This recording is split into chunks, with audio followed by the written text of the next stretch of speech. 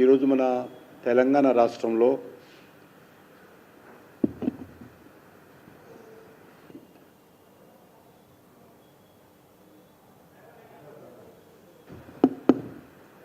పాత్రికేయ మిత్రులందరికీ నమస్కారం. మన తెలంగాణ రాష్ట్రంలో రక్షణ శాఖకు సంబంధించినటువంటి మరొక ప్రతిష్టాత్మకమైనటువంటి దేశ భద్రతకు సంబంధించినటువంటి ఒక ప్రాజెక్ట్ రావడం, దానికి ఈరోజు కేంద్ర ప్రభుత్వ రక్షణ శాఖ మంత్రి శ్రీ రాజ్నాథ్ సింగ్ గారు చేతుల మీదుగా భూమి పూజ జరగడము మరి ఈరోజు చాలా సంతోషకరమైనటువంటి విషయం. రంగారెడ్డి జిల్లా పూడూరు మండలం దామగుండంలో ఈ యొక్క నేవల్ బేస్ ఏర్పాటు ప్రాజెక్టుకు ఈరోజు శంకుస్థాపన జరగనున్నది. ఇప్పటి వరకు మన దేశంలో ఈ రకమైనటువంటి very low frequency transmitting station దేశంలో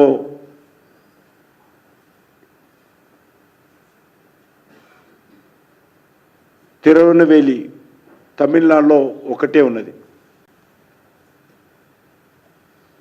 అది 1990లో ప్రారంభించడం జరిగింది. ఇది రక్షణ శాఖకు సంబంధించినటువంటి షిప్స్ కానీ సబ్మరైన్స్ కానీ అది కమ్యూనికేటింగ్ సిస్టమ్ ఏర్పాటు చేస్తారు. అక్కడ రెగ్యులర్గా రోజువారీ షిప్స్ అయితే సముద్రంలో మన దేశ సరిహద్దులు కాపాడుతుంటాయో, ఆ షిప్స్కు ఎప్పటికప్పుడు కమ్యూనికేట్ చేసేటువంటి ఒక రాడార్ వ్యవస్థను ఈరోజు పరిగిలో మనము దామగుండం గ్రామంలో ఏర్పాటు చేసుకోవడం అనేటువంటిది తెలంగాణ రాష్ట్రానికి ఎంతో పేరు తెస్తుంది. అంతేకాకుండా మన దేశ రక్షణకు ఉపయోగించేటువంటి సబ్మెరైన్స్ కూడా ఇదే రాడార్ వ్యవస్థ ద్వారా, వెరీ లో ఫ్రీక్వెన్సీ రాడార్ వ్యవస్థ ద్వారా దాన్ని కమ్యూనికేట్ చేస్తూ యుద్ధ సమయంలో కానీ లేక రోజువారీ కార్యక్రమాల్లో కానీ ఇది ఉపయోగపడుతుందనే విషయాన్ని ఈ సందర్భంగా మనవి చేస్తున్నాను. ఇది రెండవ very low frequency transmitting station. ఇది second very low frequency transmitting station. ఇది ప్రపోజ్ చేయబడింది 2010లో మన్మోహన్ సింగ్ గారు ప్రధానమంత్రిగా ఉన్నప్పుడు. ఇది ఇంతకుముందు చెప్పినట్టు అనేక లెవెల్లో ఈ ప్రాజెక్టు డిస్ట్రిక్ట్ ఫారెస్ట్ ఆఫీస్ నుంచి మొదలు పెడితే, డిస్ట్రిక్ట్ ఫారెస్ట్ ఆఫీసర్ నుంచి మొదలు పెడితే కేంద్ర ప్రభుత్వ ఎన్వైర్న్మెంట్ డిపార్ట్మెంట్ వరకు కూడా 2010 నుంచి ఇప్పటి వరకు అనేక రకాల అనుమతులు పొందడం జరిగింది. ఇది చాలా ప్రాథమికమైనటువంటి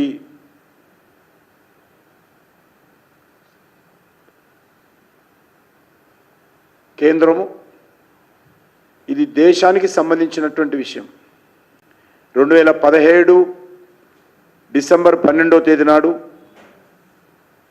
తెలంగాణ ప్రభుత్వానికి సంబంధించినటువంటి environmental, forest, science and technology మంత్రిత్వ శాఖలు దీనికి అనుమతినిస్తూ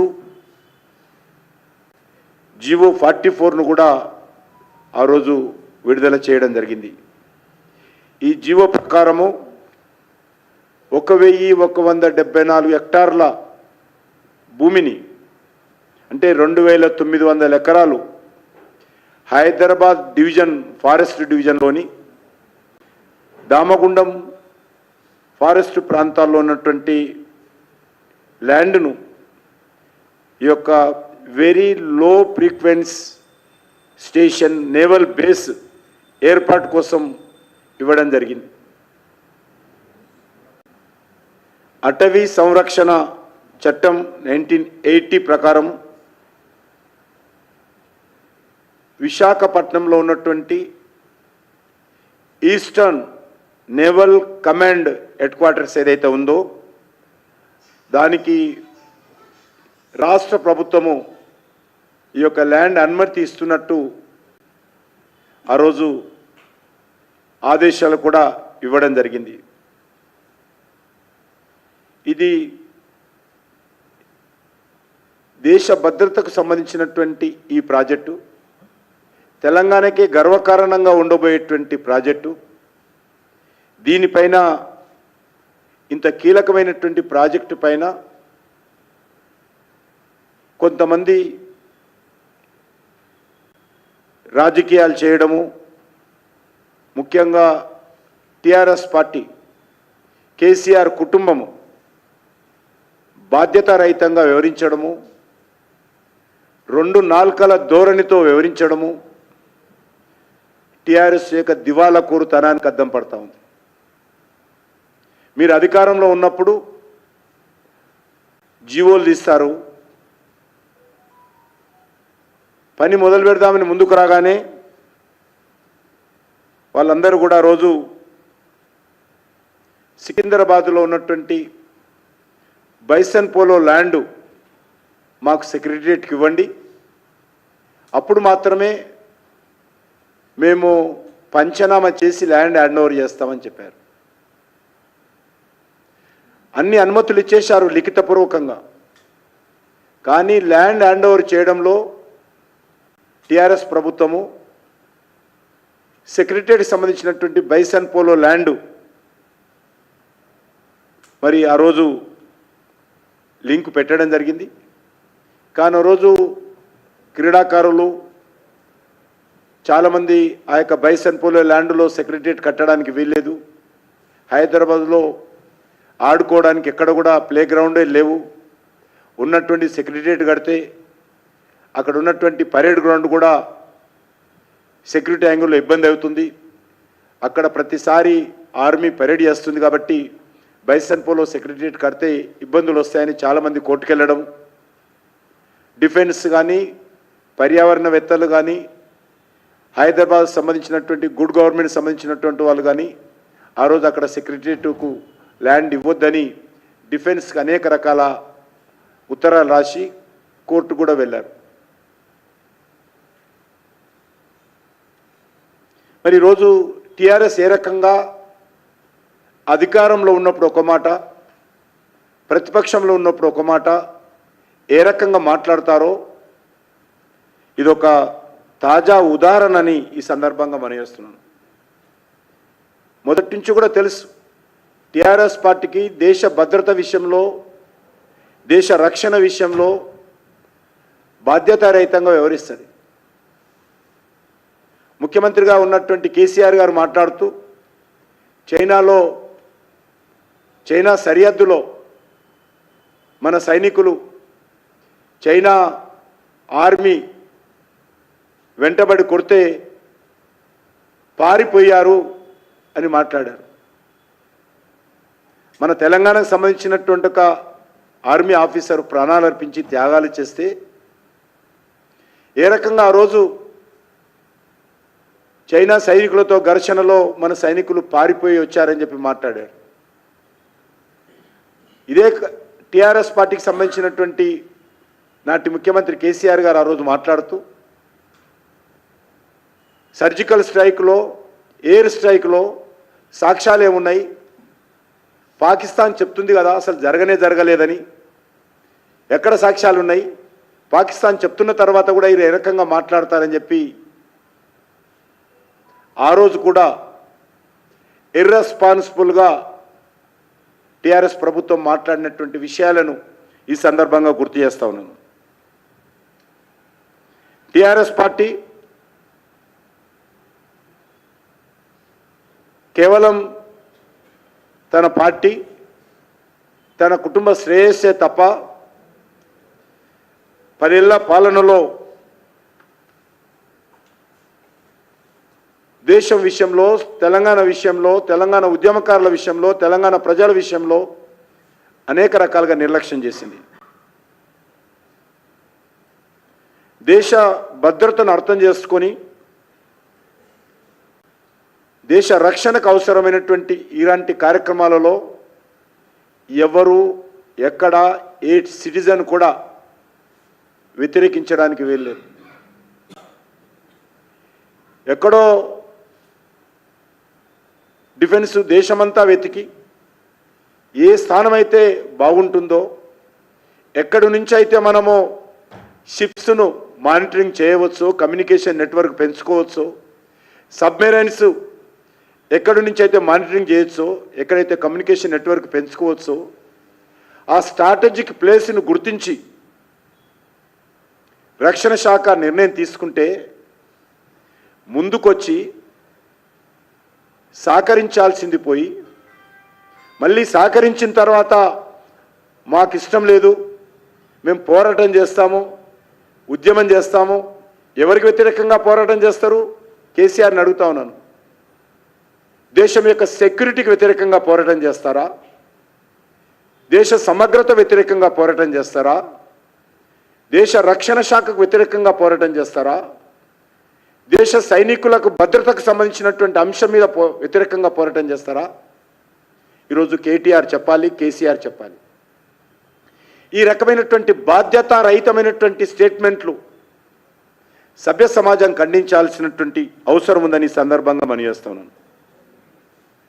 వాస్తవంగా 2010 అంటే 14 సంవత్సరాలుగా మన్మోహన్ సింగ్ గారు ముఖ్యమంత్రిగా ఉన్నప్పుడే ఈ ప్రాంతంలో ఈ యొక్క రాడార్ స్టేషన్ ఏర్పాటు చేయాలనేది రక్షణ శాఖ నిర్ణయించింది.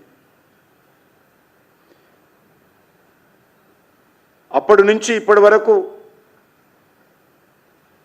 దీని మీద అనేక రకాలుగా రక్షణ శాఖ రాజకీయాలకు అతీతంగా దేశ భద్రతకు సంబంధించినటువంటి అంశంలో అనేక రకాల ఉత్తర ప్రత్యుత్తరాలు, అనేక సమావేశాలు, అనేక జీవోలు, ఇటు రాష్ట్ర ప్రభుత్వం డిస్ట్రిక్ట్ ఫారెస్ట్ ఆఫీస్ నుంచి మొదలు పెడితే ఆల్ ఇండియా వరకు కూడా అనేక రకాల ఆదేశాలు. ఇంత ఫైల్ ఉంది.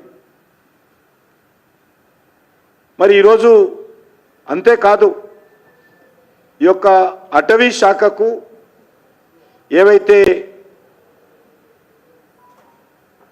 కొన్ని చెట్లు ఎక్కడైతే రాడార్ నిర్మాణం చేస్తారో అక్కడ కొన్ని చెట్లు పోతాయి కాబట్టి దానికి సంబంధించినటువంటి నిధులు కూడా 134 కోట్ల రూపాయలు ఫారెస్ట్ డిపార్ట్మెంట్కు రక్షణ శాఖ డిపాజిట్ చేసింది. వీళ్ళు ఇచ్చినటువంటి 2900 ఎకరాలలో 1500 ఎకరాలకు పైగా ఏ రకమైనటువంటి నిర్మాణాలు ఉండవు. There is no construction. ఒక మొక్క కూడా తొలగించడానికి వీలు లేకుండా 1500 ఎకరాలు ఉంటాయి. ఎక్కడైతే ఇప్పుడు తీసుకున్నటువంటి 2900 ఎకరాలలో కొంత ప్రాంతంలోనే ఆ రాడార్ వ్యవస్థలో పనిచేసేటువంటి నేవీ సిబ్బందికి అకామిడేషన్ ఏర్పాటు చేస్తారు. అది ఫారెస్టు 24 అవర్స్, ఎప్పుడు ఏ అవసరం వస్తుందో తెలియదు కాబట్టి అక్కడ ఉన్నటువంటి ఎక్స్పర్ట్స్ కానీ రాడార్ వ్యవస్థ కమ్యూనికేషన్ సిస్టంలో పనిచేసేటువంటి సిబ్బంది కానీ నేవీ సిబ్బందికి అక్కడనే అకామిడేషన్ ఇవ్వాలి. వాళ్ళకు సంబంధించినటువంటి నివాసం ఏర్పాటు చేసేటువంటి చిన్న హౌజెస్ మాత్రమే నిర్మాణం చేస్తారు. కానీ ఈరోజు చెట్లు నరికేస్తున్నారని అసత్య ప్రచారం చేస్తున్నారు. కొందరేమో అక్కడ దామగుండంలో రామలింగేశ్వర స్వామి గుడి ఉంది. ఆ గుడికి ఎవరు కూడా భక్తులు పోనివ్వరు అనే విధంగా తప్పుడు ప్రచారం చేస్తున్నారు. ఇదంతా వాస్తవం కాదు. ఆ గుడిని మరింత అభివృద్ధి చేసి ఇక్కడికి వచ్చేటువంటి భక్తులకు మరిన్ని సౌకర్యాలు కల్పించే విధంగా నేను రక్షణ శాఖ మంత్రితో మాట్లాడతాను తప్ప గుడి విషయంలో అబద్ధాలు ప్రచారం చేయకూడదని చెప్పి కూడా నేను కొంతమందికి మనవి చేస్తా ఉన్నాను. కొత్త వివాదాలు సృష్టించదని కూడా మనవి చేస్తా ఉన్నాను. మనకు తెలుసు, దేశంలో పర్యావరణాన్ని పరిరక్షించడంలో లేక అడవులను ప్రొటెక్ట్ చేయడంలో పచ్చదనాన్ని పెంచడంలో ఆకుపచ్చదనాన్ని పెంచడంలో భారత సైన్యము దేశంలో అగ్రభాగాన ఉన్న విషయము తెలుసుకోవాల్సినటువంటి అవసరం ఉంది. ఎక్కడెక్కడైతే మిలిటరీ ఉంటుందో, ఎక్కడైతే మిలిటరీ బేస్ ఉంటుందో అక్కడ గ్రీనరీ వాళ్ళ సొంత కష్టార్జితంతో, సైనికులు కష్టార్జితంతో గ్రీనరీ పెంచుతారు, గ్రీనరీ తీసేయరు వారు. ఆ మాత్రం అవగాహన లేదు. సైనికులు వేసుకున్నటువంటి డ్రెస్సు గ్రీన్ యూనిఫామ్, యుద్ధంలో వాళ్ళు వాడేటువంటి వాహనాలకు వేసేటువంటి కలరు గ్రీన్ కలరు. వాళ్ళు యుద్ధంలో వెళ్తున్నప్పుడు తలల మీద పెట్టుకునేటువంటిది చెట్ల మొక్కలు పెట్టుకుంటారు, ఫారెస్ట్లో కలిసిపోయే విధంగా. ఎందుకంటే రక్షణ శాఖకు సంబంధించినటువంటి సైనికులు గ్రీనరీతో మమేకమై అడవి బిడ్డలుగా, అడవి పుత్రులుగా ప్రాణాలకు తెగించి ఆ ఫారెస్ట్ మధ్యలో ఉండి దేశ రక్షణ కోసం పోరాటం చేసేటువంటి ఏకైక వ్యవస్థ రక్షణ శాఖ సిబ్బంది, సైనికులు. కాబట్టి వాళ్ళు చెట్లను ప్రేమిస్తారు, చెట్ల మధ్యలో పెరుగుతారు, చెట్ల కింద జీవనం కొనసాగిస్తారు, మన జీవితాలను, మన భూభాగాన్ని, భారతమాతను, మన దేశాన్ని రక్షిస్తారు. వాళ్ళు ఆ మాత్రం అవగాహన లేకుండా బాధ్యతారహితంగా మాట్లాడడం ఏమాత్రం మంచిది కాదనే విషయాన్ని ఇప్పటికే ఈ విషయంలో కొంతమంది కోర్టు కూడా వెళ్తే కూడా కోర్టుకు అన్ని రకాల వివరాలు అందించారు. రాష్ట్ర కేంద్ర ప్రభుత్వాలు, కేంద్ర ఎన్వైరన్మెంట్ మినిస్ట్రీ కూడా అనేక రకాల వివరాలు అందించారు. ఇంత అయిన తర్వాత కూడా ఒక ఆయన నేను ఆందోళన చేస్తా, నిన్న స్టేట్మెంట్ ఇచ్చాడు, ఆందోళన చేస్తా. మీ నాన్నగారు వ్యతిరేకంగా ఆందోళన చేయి, నీకు నువ్వే వ్యతిరేకంగా ఆందోళన చేసుకో, నీకు నువ్వే వ్యతిరేకంగా ఆందోళన చేసుకో, నీ ప్రభుత్వానికి వ్యతిరేకంగా నువ్వే ఆందోళన చేసుకో. మీ ప్రభుత్వం ఉన్నప్పుడే ఆదేశాలు ఇచ్చారు, అనేక జీవోలు ఇచ్చారు. కాబట్టి ఆయన ప్రభుత్వానికి వ్యతిరేకంగా ఆయన ఆందోళన చేసుకోవాలి. ఇప్పుడు అలా నాన్నగారికి వ్యతిరేకంగా ఆయన ఆందోళన చేసుకోవాలి. 2014 ఆగస్టు 11న రంగారెడ్డి జిల్లా అటవీ శాఖ అధికారి నెట్ ప్రజెంట్ వాల్యూ కట్టాలని చెప్పి రక్షణ శాఖకు డిమాండ్ నోటీస్ పంపించాడు. 2014 ఆగస్టు 11న. అప్పుడు ఎవరి ప్రభుత్వం ఉందో, ఫిబ్రవరి 25, 2011 వికారాబాద్ జిల్లా అటవీ అధికారి నేవీ అధికారులకు కూడా డబ్బులు కట్టాలని డిమాండ్ నోటీస్ పంపించాడు. ఇందులో ప్లాంటేషన్స్ ఏవైతే కొన్ని పోతాయో దానికి సంబంధించినటువంటి మార్పుకు సంబంధించినటువంటి వివరాలు కూడా అందులో పొందుపరచడం జరిగింది. ఈ రకంగా అనేక రకాలుగా 2017 సంవత్సరంలోనే అనేక ఉత్తర ప్రత్యుత్తరాలు జరిగాయి. మార్చి 2వ తేదీ 2017, మే 25, 2017, July 31, 2017, September 21, 2017, November 14, 2017, December 19, 2017, December 22, 2017. ఈ రకంగా అనేక ఉత్తర ప్రత్యుత్తరాలు ఇదే కేటీఆర్, కేసీఆర్ ప్రభుత్వం వెలగబెడుతున్నప్పుడు సమయంలోనే ఉత్తర ప్రత్యుత్తరాలన్నీ జరిగి అన్ని అనుమతులు పొందడం జరిగింది.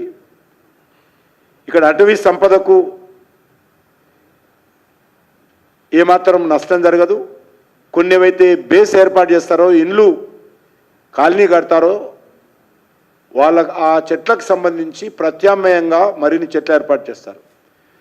కాళేశ్వరంలో ప్రాజెక్టు కట్టినప్పుడు కానీ, కాళేశ్వరం సంబంధించినటువంటి పైప్ లైన్లు వేస్తున్నప్పుడు కానీ, జాతీయ రహదారుల నిర్మాణం చేస్తున్నప్పుడు కానీ, రైల్వే లైన్లు నిర్మాణం చేస్తున్నప్పుడు కానీ, ఇరిగేషన్లు ప్రాజెక్టులు కడుతున్నప్పుడు కానీ, అన్ని సమయాలలో కూడా అడవులకు నష్టం జరిగితే ఒక చెట్టు పోతే 2 చెట్లు పెట్టాలనేటువంటి నిర్ణయం కేంద్ర ప్రభుత్వం తీసుకుంది.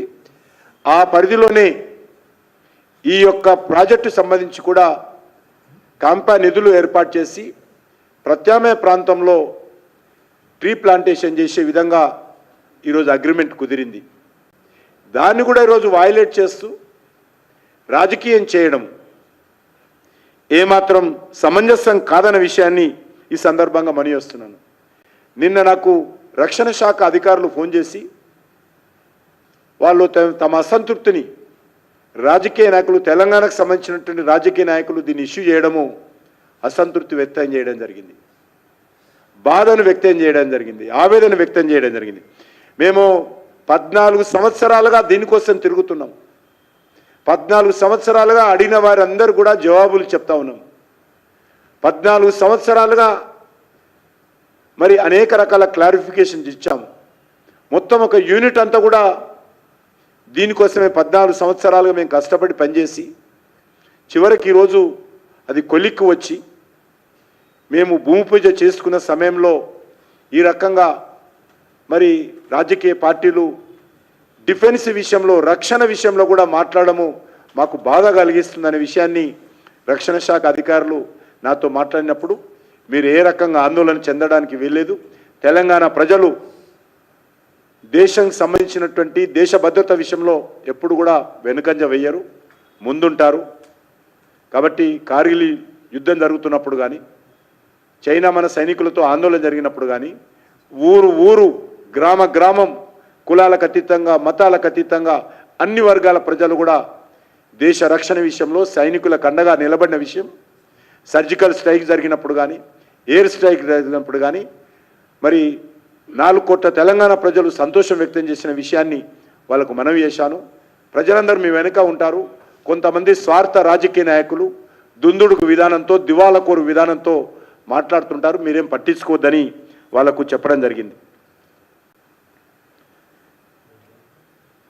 ఇందులో 2900 ఎకరాలలో 1,95,00,000 చెట్లున్నాయని గుర్తించాం.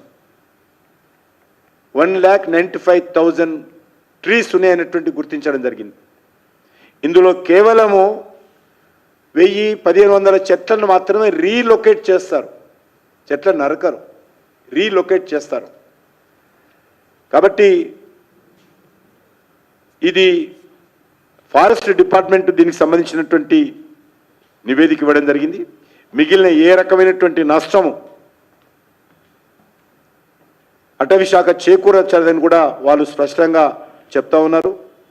కానీ తమ రాజకీయ అస్తిత్వం కోసం ప్రజలలో తప్పుడు ప్రచారం చేస్తున్నారు. కాబట్టి ఈ సందర్భంగా మనకు తెలిసి ఇప్పటికే మన రాష్ట్రంలో రక్షణ శాఖకు సంబంధించినటువంటి అనేక రకాల కేంద్రాలు మనం ఏర్పాటు చేసుకున్నాం. కంటోన్మెంట్ కావచ్చు, డిఆర్డిఓ కావచ్చు, డిఆర్ కావచ్చు, మిథాని కావచ్చు, భారత్ డైనమిక్ లిమిటెడ్స్ కావచ్చు, మన యొక్క ఎయిర్ ఫోర్స్ బేస్ కావచ్చు, అదేవిధంగా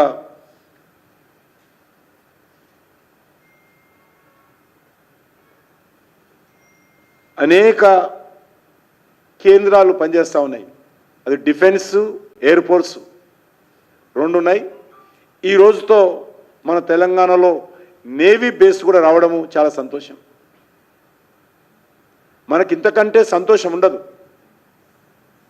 కాబట్టి తెలంగాణ ప్రజలందరూ కూడా ఈరోజు సంతోషం వ్యక్తం చేయాల్సినటువంటి అవసరము, మనకు నేవీ బేస్ కూడా రావడము, అందులో దేశంలో రెండవ రాడార్ వ్యవస్థ తమిళనాడు తర్వాత మన తెలంగాణకు రావడము, అటువంటి స్థలము అది పరిగి దామగుండం అని గుర్తించింది ప్రభుత్వం, రక్షణ శాఖ. అటువంటి స్ట్రాటజిక్ ప్లేసు దేశంలో ఇది బాగుంటుంది అనేటువంటి విషయాన్ని గుర్తించినప్పుడు సెక్యూరిటీ యాంగిల్లో, సేఫ్టీ యాంగిల్లో, కమ్యూనికేషన్ నెట్వర్క్ పెంచే విషయంలో ఇది వస్తుంది. దీని ద్వారా కొన్ని వందల మందికి ప్రత్యక్షంగా పరోక్షంగా ఉద్యోగాలు కూడా అక్కడ పొందేటువంటి అవకాశం ఉంటుంది. కాబట్టి ఈ విషయంలో ఏమాత్రం రాజకీయాలు చేయకూడదు. ఎందుకంటే ఈ దేశంలో అలవాటు అయిపోయింది, కాంగ్రెస్ పార్టీ ప్రతిపక్షంలో ఉన్నప్పుడు ఒక మాట, అధికారంలో ఉన్నప్పుడు ఒక మాట, టీఆర్ఎస్ పార్టీ ప్రతిపక్షంలో ఉన్న ఒక మాట, అధికారంలో ఉన్నప్పుడు ఒక మాట. అది రైతాంగం విషయంలో కానీ, సంక్షేమ కార్యక్రమాల విషయంలో కానీ మాటలు మార్చడము ఈ రెండు పార్టీలకు అలవాటు. కాబట్టి కనీసము దేశ రక్షణ విషయంలో లేక దేశ సైనికుల విషయంలో, దేశం యొక్క ఆర్మీ విషయంలో మాత్రము రాజకీయాలు చేయకూడదని చెప్పి ఈ రెండు పార్టీలను కోరుతూ నేను మరొకసారి రక్షణ శాఖ మంత్రి రాజ్నాథ్ సింగ్ గారికి ఈరోజు ఆ యొక్క భూమి పూజ చేయడానికి వస్తున్న సందర్భంగా హృదయపూర్వకమైనటువంటి కృతజ్ఞతలు తెలియజేస్తా ఉన్నాను. నరేంద్ర మోడీ గారికి అనేక రకాల ఒడిదుడుకులు ఉన్నప్పుడు కూడా అధిగమించి ఈరోజు నేవీ బేసు తెలంగాణలో ఇవ్వడాన్ని నేను వారికి కూడా ధన్యవాదాలు తెలియజేస్తాను. ఒకరు మాట్లాడు, ముగ్గురు మాట్లాడితే ఎట్లా? ఏది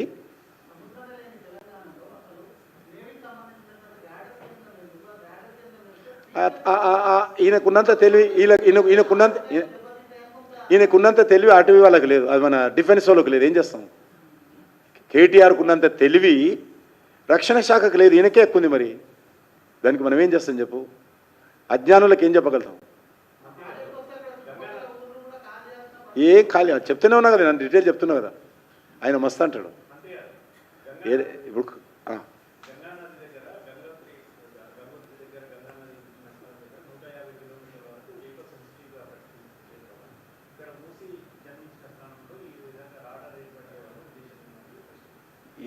అదే నేను చెప్తున్నా కదా, అవగాహన లేని వాళ్ళ గురించి ఏం మాట్లాడతామంటాం? ఇది దేశ రక్షణకు సంబంధించినటువంటి విషయం. ఇది స్ట్రాటజిక్ ప్లేస్గా గుర్తించి 2010 నుంచి ఇప్పటి వరకు 14 సంవత్సరాలు ఒక డిఫెన్స్ ఈ రకంగా ప్రయత్నం చేయడం మనందరికీ నిజంగా బాధాకరమైన అంశం.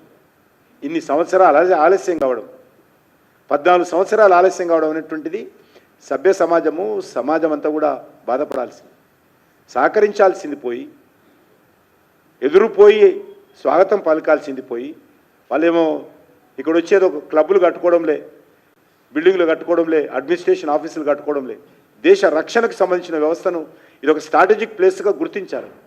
దాన్ని కూడా మీరు రాజకీయాలు చేయడము, మాట్లాడడం ఏదైతున్నదో అంతకంటే దుర్మార్గం ఇంకొకటి లేదు. అవగాహన లేనటువంటి దుర్మార్గులు మాట్లాడే అంశాలు అవన్నీ. థ్యాంక్ యూ, ధన్యవాదాలు.